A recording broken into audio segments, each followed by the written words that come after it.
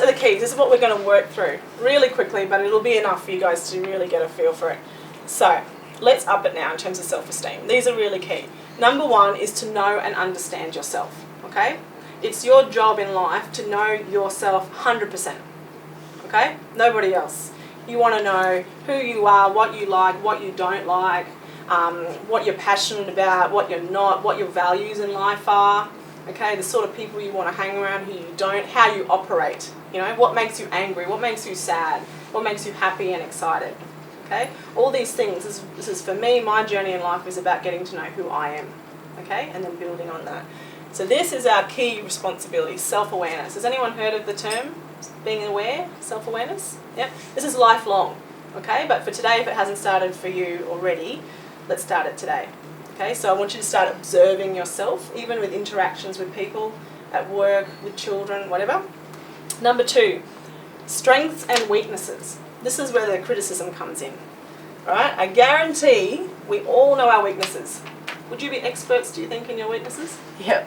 I guarantee you very self-aware about your weaknesses.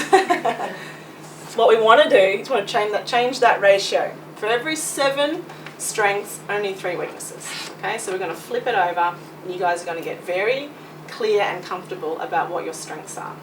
Okay, key to self-esteem. Number 3, accepting yourself. What does acceptance mean? We all know what acceptance means. Being content. Satisfied. Yes, exactly. It's being able to accept it without changing anything. To just go, okay, this happened, so let's use an example. Okay, let's say, which I don't do anymore, but I got drunk at a party, made a fool of myself, offended somebody, right? Acceptance would be feeling rotten the next morning, and I say to myself, it's done, Wyomie. I'm accepting that it's done. There's nothing I can do about that. I have to just accept that. People often try and move on to forgiveness and forgiving themselves and others without first accepting that it happened first, and that's why sometimes you can really struggle. Yep. So I accept that I've done it. Now I'm going to forgive myself.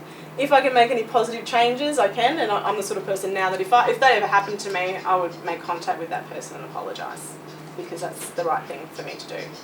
Okay?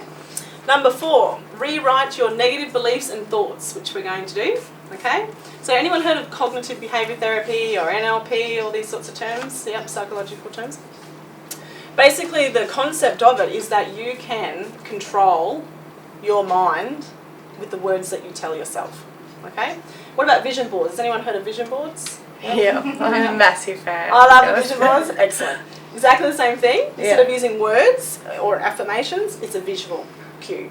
These things work on your subconscious. So even when you're not thinking about your vision board, Abby, it is actually locked in there somewhere already, because you've looked at it enough that you probably already started walking towards those goals without you Cutting even and pasting is so much fun. Isn't it fun? Yeah. It's like Pro 5 again. I know. I actually, another time, I actually do that activity. We do vision boards, magazines all over the place. All right, number 5, focus on yourself and stop comparing. Okay? This is key. Just like knowing yourself, you need to focus on yourself, okay? If you want to move forward, let's cut out all the clutter. Let's cut out all the celebrities. Cut out all of the people you're comparing in your life. Best friends, sisters, whoever. This is just about you, okay? It doesn't help you. In the end, it makes it worse for you. And if anything, it can actually contaminate relationships as well. 6, love and respect yourself, okay? We're going to talk quickly about that, which is really about how would you treat, I want you to think of a child, whether you know a child in your life who you love so much, or if you don't, think of a child, and think, how would you treat that child?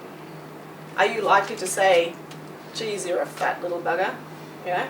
Or you're so dumb, you're never going to amount to anything. Or you're not, don't even bother because you're going to fail. I know you wouldn't say that. So I want you to start treating yourself how you would treat that child. Oh, clever girl. Aren't you great? Good for you. Congratulations. Have a go. Don't worry. It'll be fine. You just get up if you fail. Hey? Let's be active. Yeah, let's go for a walk. Whatever. All right. Number 7, absorb yourself with positivity. And this is the beginning, isn't it, this weekend? Somehow, for some reason, you're sitting here where a lot of other women could have been. Okay, so this is your opportunity. So I would suggest you take it with all it's worth, okay? And make some commitments to yourself. Hang out with positive people, positive environment, absorb yourself with positivity. There's a saying of, my dad uses this, which is not a really nice saying, but you've probably heard of it. You lay down with dogs and you get up with fleas. Anybody heard of that? Okay. A nice way of now saying it is who you surround yourself with is who you become. Okay? Or the words that you tell yourself something long enough, then you'll start becoming that because you believe it. Alright? You're responsible for what you bring into your life. So start getting choosy about that. And number 8, we're going to do a beautiful visualization about you and your best self. Dare to dream. So you ready?